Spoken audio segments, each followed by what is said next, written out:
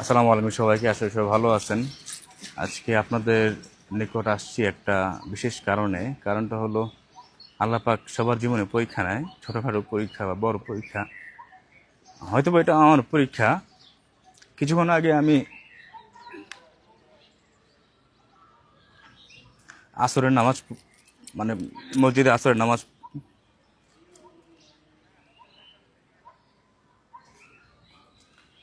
আসরের নামাজ মসজিদে পড়তে গেছি। দেন মসজিদ থেকে বের হওয়ার পর দেখি আমার বাইকটা নাই। আমার বাইকটা চুরি হয়ে গেছে।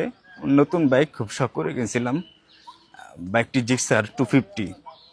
বাইকের লাস্ট নাম্বার 28, সরি 28 না, 700028, 700028। আমার জিক্সার 250 লাস্ট নাম্বার 28।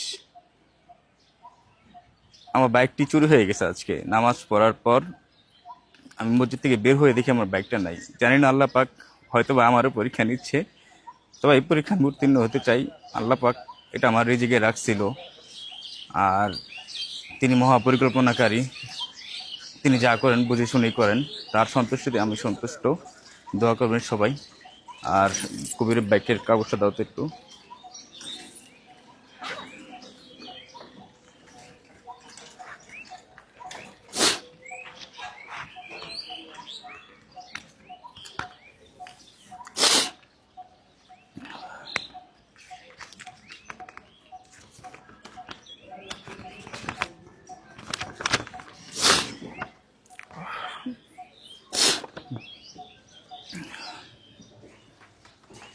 এগুলো আমার বাইকের পেপারস, জিক্সার 250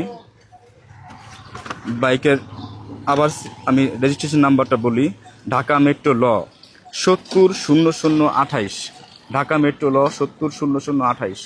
আপনাদের নিকট বিনীত আবেদন নিবেদন থাকবে যে কেউ যদি এই সিরিয়ালের রেজিস্ট্রেশনে এই নাম্বারে বাইকটা দেখে থাকেন, অবশ্যই বাইকটা যেখানে থাকবে সেখানে আটকাবেন। বাইকের মালিক আমি। আপনাদের নিকট আবার আমি অনুরোধ করছি, কেউ যদি ঢাকা মেট্রো ল 700028 এই সিরিয়াল নাম্বারের বাইকটি যদি কেউ দেখে থাকেন কারো নিকট, বাইকটি আটকাবেন, আমাকে একটু জানাবেন ড্রিম বাইকার পেজে। আর আসলে এটা আমার কপালে ছিল না, এটা আমার রিজিকে ছিল না। আল্লাহ পাক যা করে বুঝে শুনেই করে। আল্লাহ পাক উত্তম পরিকল্পনাকারী, তার সন্তুষ্টতে আমি সন্তুষ্ট। তবে বাইকটা ছিল আমার খুব প্রিয়। বাইকটা বেশি দিন হয়নি, মাত্র 3 মাস হয়েছে বাইকটা আমি কিনেছি। আজকে নামাজের পর দেখি বাইকটা নাই।